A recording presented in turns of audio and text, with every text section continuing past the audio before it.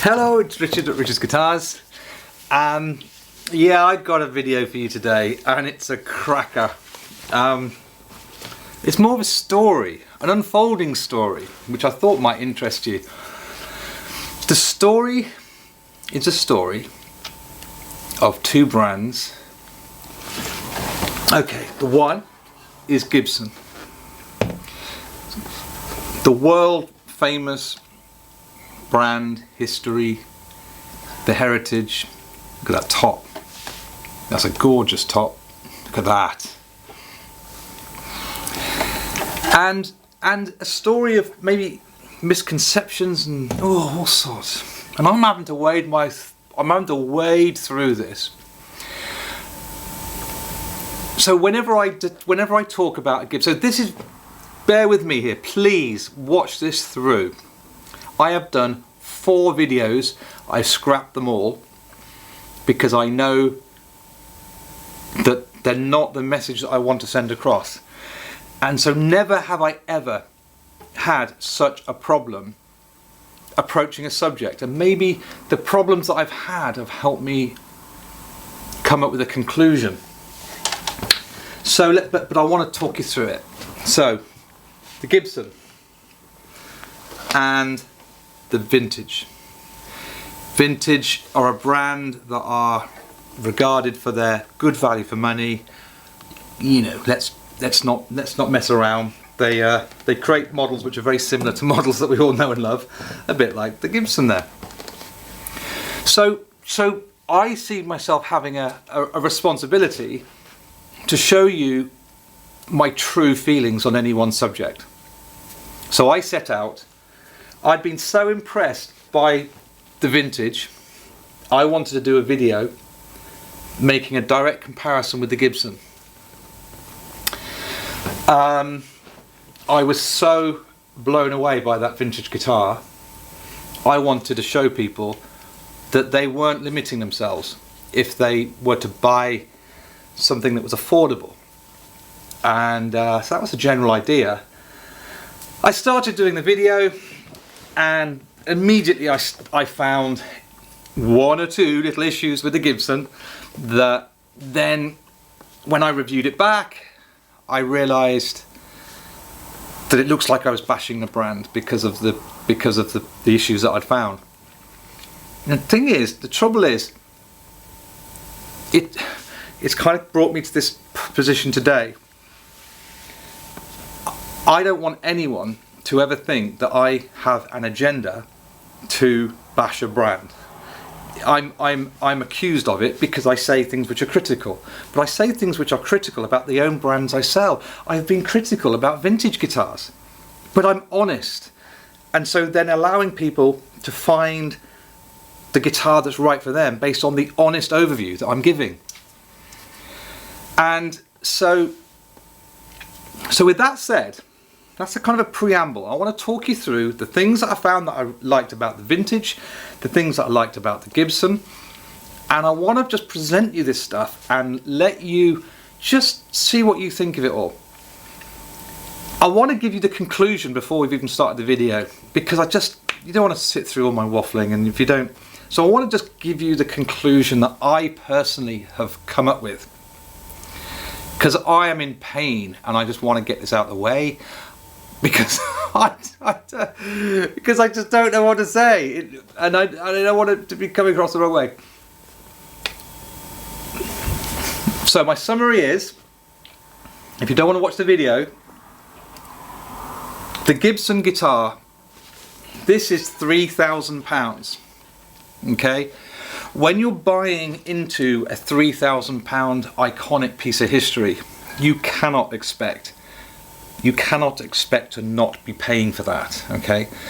This could be a bag of nails, and it could be, I'm going to wiggle with the camera because I'm just concerned that,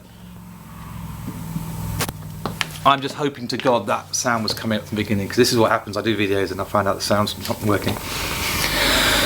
You could buy a £3,000 Gibson and it could be a bag of nails, because we all know that they can be a bag of nails. We all know that. This isn't about what I'm saying in this video, it's just a fact of life. Gibson guitars are shoddy at best. You know, they create good ones, they create bad ones, but you know, the quality control is generally pretty dire. Only one thing on this guitar that really stood out to me. My technicians had a look over it, and we're now selling it because I actually think this is a really lovely example of a Gibson. The one, however, issue that I found, which I may have, I don't know if I've mentioned this before, but right there is a, it's not a crack, you got the neck joint. Where this heel attaches to the body, this should be smooth. On this side it's smooth. On this side it's a little ridge. Just, I could put my finger just there, there's just a lump, and that's it. But if that was a customer of mine buying a £3,000 guitar from me, I would not be surprised if they said, "Ooh, Rich, don't like that." And they're kind of slightly like high area there. So there's just a bit of a thing around the neck. The other thing that in summary, I found was, you know, they don't come to us like this when we sell a £300-400 guitar, but it was actually based on doing this and looking at this guitar. I've said to my tech, always run your finger over this nut, because we could just spend a few moments just rounding that nut off just there, even on a guitar that's 400 quid or whatever. Let's just give them let's just make sure there's no sharp edges, because on this one it's quite a sharp edge on that nut just here. So when you're putting your hand down there, you don't want to feel a sharp pointed edge.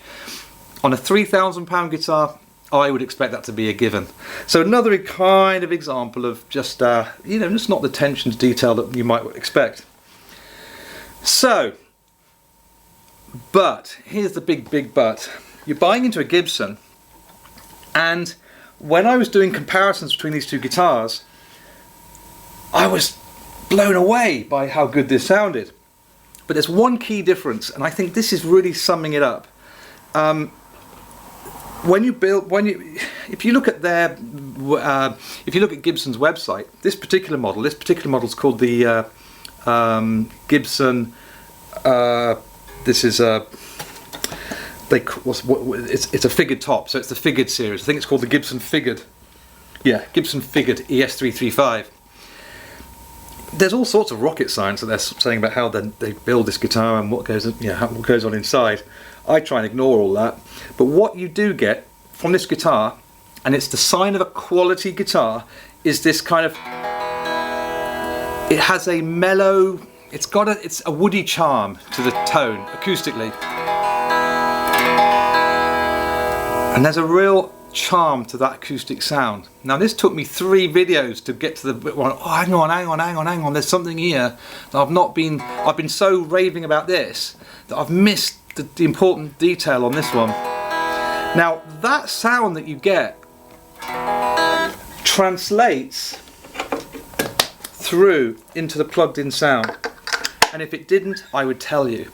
But it's actually the key difference between this £3,000 guitar and this £350 to £400 guitar. So if I just wet this up a bit. Now, so that's the back pickup.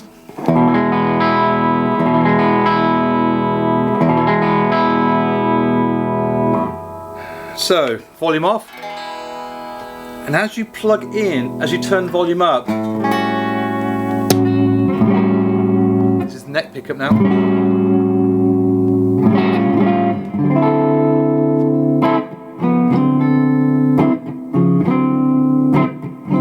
It's got that kind of what I call smoky blues. Real sweet tone.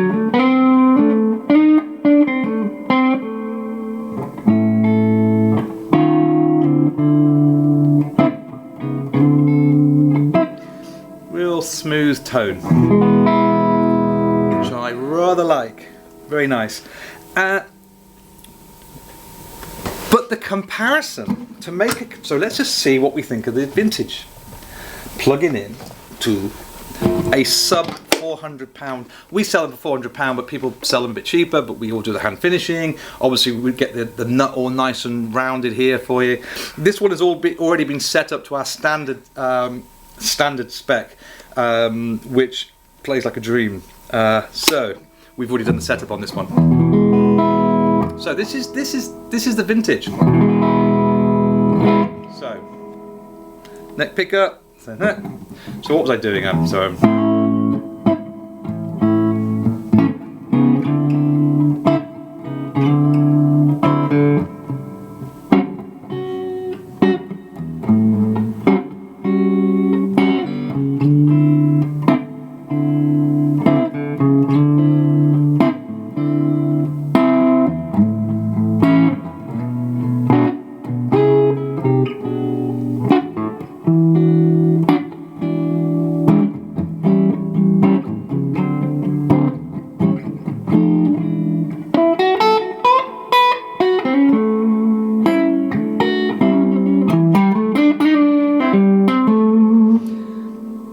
Sounds lovely. It sounds lovely.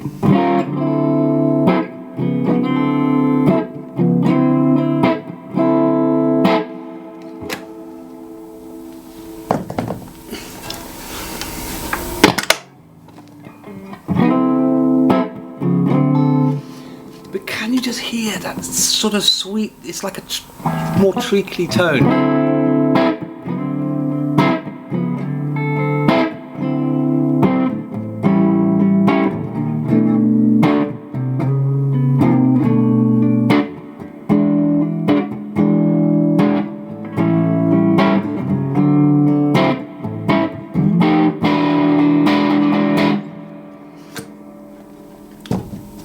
So,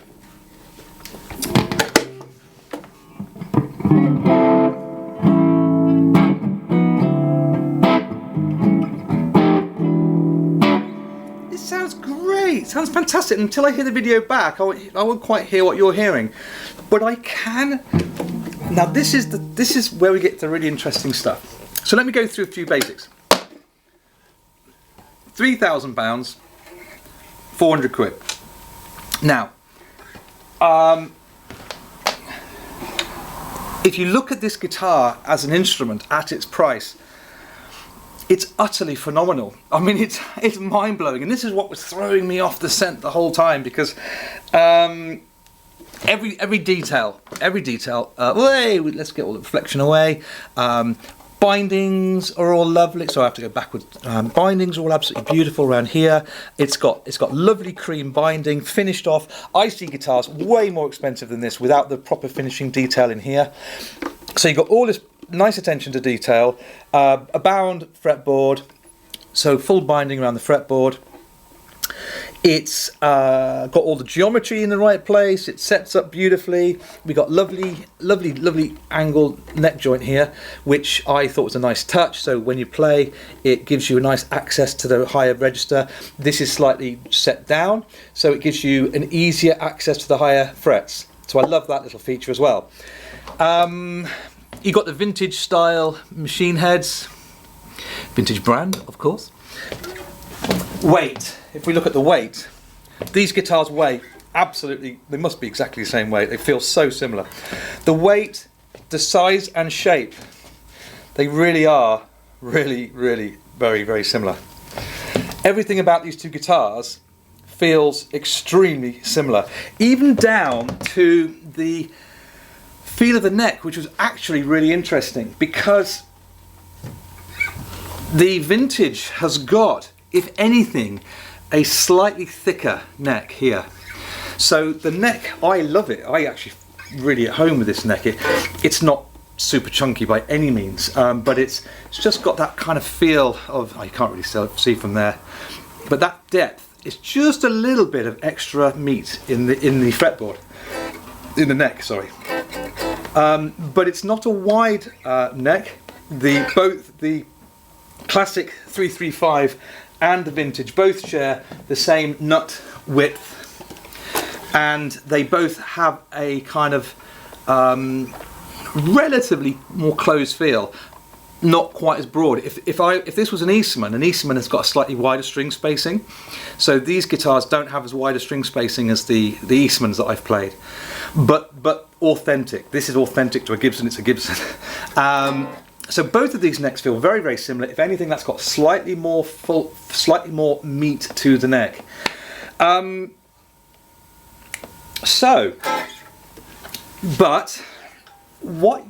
So in terms of someone looking to buy a 335 style guitar, and this is what I'm trying to say. It's hugely unfair to make. And I see these videos, and I didn't want to become another one of them. I didn't want to create a video that's bashing Gibson. I didn't want to create a video that makes some kind of like, hey, look, a Gibson isn't worth £3,000 because look, you can buy this for 300 quid or 400 quid. The reality is, in the market, if you're looking for an affordable, absolutely stunningly fun, I have had so much fun playing this guitar, then the vintage is the what. You have nothing, you're not going to be losing anything. That's the key. Not in terms of enjoyment factor. The back pickup on this is actually, it's a bit more beefy than this. I'll show you. It must be to do with the pick. This one is probably balancing, but we've balanced the pickups on this one, so you have the back pickup. Actually, I'll show you that too. This is really interesting. Look, this is a proper balanced pickup. So we've got the back pickup, and then we've got the neck pickup. So neck, throaty, back, brighter, but both with that woody sound still. That's the neck. Yeah, all tones off. Now I go to back. You just hear the kind of twang come in, but got a bit of.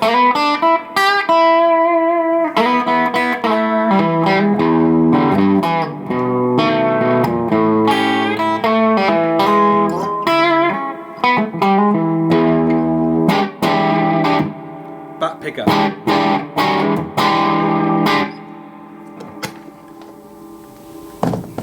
Let's go to the Gibson. Now that's on full. Now, so let's hear the back pickup compared to the neck pickup. So that's almost quite quiet. Neck pickup. That's not well balanced. So if we hear,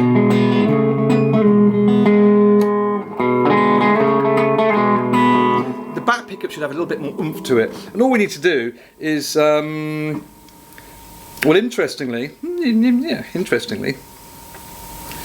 yeah, you see, now this might be another little interesting angle with the Gibson. I don't know, we'd have to find it in the tech's workshop, because actually the pickup is actually wound quite relatively close to the strings, and the pickup on the neck is a bit further away.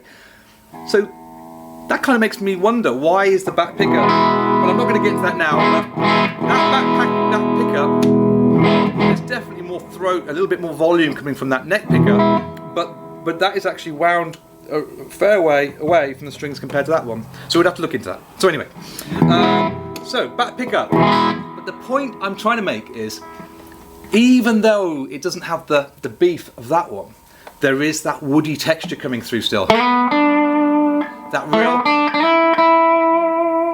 There is something about that tone. Let's just do that. We're looking at the higher register, the higher note, which normally would sound much thinner, but it's on the B string. There is something about that that makes me feel, yay. Let's listen to the other one. Let's listen to the other one. I'm expecting this one to sound a bit louder, but I'm wondering whether it's got the same texture.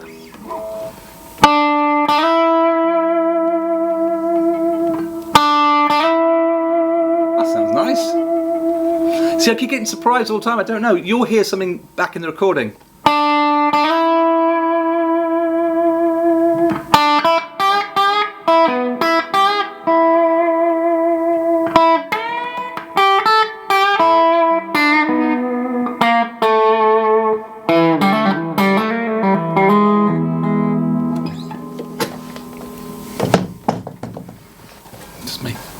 We're just checking it out together.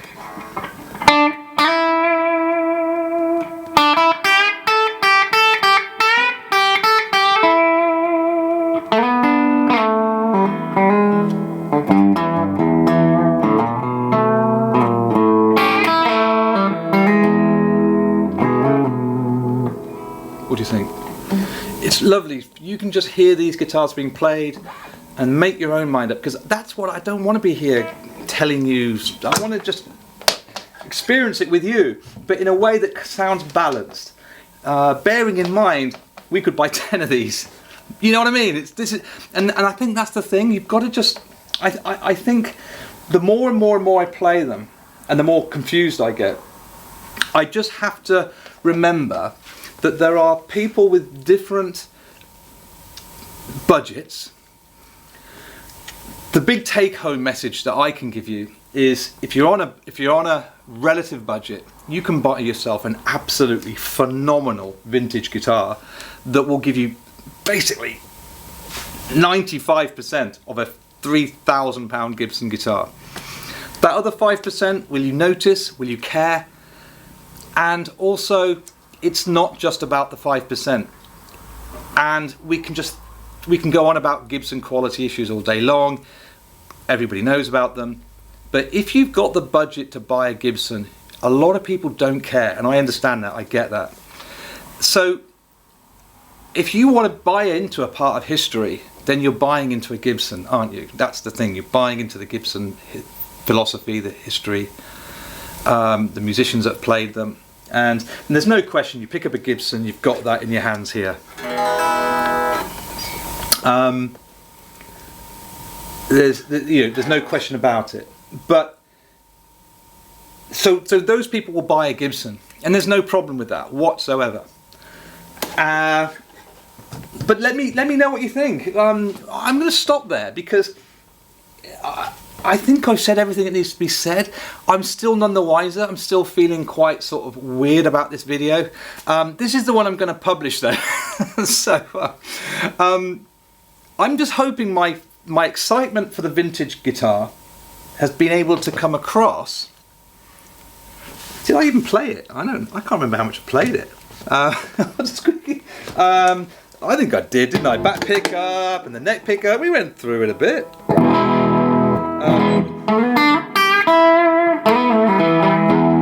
Neck pickup. Whee.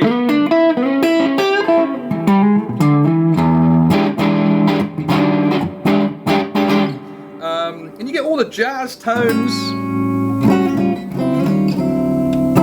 Clean it up by taking the volume off and all that kind of stuff. It does everything you would ever want it to do.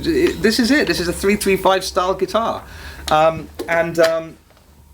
What I will do in the coming months is there's a Tokai here. I won't do it now. I won't show it. But there's a Tokai, and that's 600 quid. So why would you buy a £600 Tokai over a £400 vintage? Stuff for us to look at, isn't it, and try and work out where do all these price points, what do they mean? You know, why is one £600? Why is one £400? It's quite interesting. But the one thing to bear in mind with the vintage, and it really is important, I'll put my own little spin on it here, is that I've noticed vintage really making a big effort with the quality. I have, and I've seen it over the last 12 months. So big thank you to the guys at Vintage. I can't thank them enough, because when things aren't going in the right direction, it can get quite tricky at this price point. If we're having to do too much work and reject too many guitars, because it's exactly what we do. We reject guitars, and obviously people sell them at a price online that is quite often cheaper than ours. So if you go and have a hunt around, you'll see guitars that are cheaper.